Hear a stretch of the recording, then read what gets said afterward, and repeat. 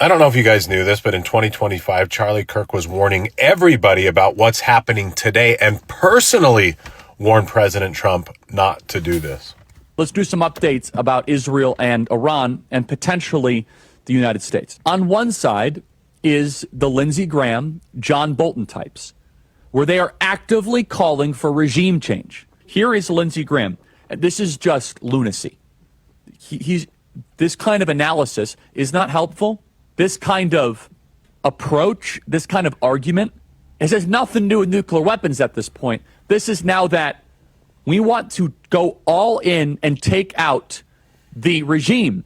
It's time for us to close the chapter on the Iranian Ayatollah and his henchmen and start a new chapter in the Middle East. And that sounds good, doesn't it? But what have we learned when it comes to wars, and especially wars in the Middle East? What you draw up on a whiteboard rarely happens.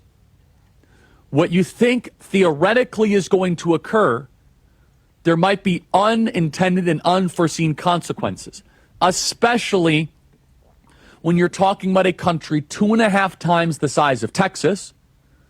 It has 90 million people and was an ancient and great power with well over a dozen ethnic groups. You have underground Christians. You don't really have many Jews left in Persia. But also you have secular younger Persians. Who's going to run the country exactly, Lindsey Graham? This sounds like Hillary Rodham Clinton in Libya.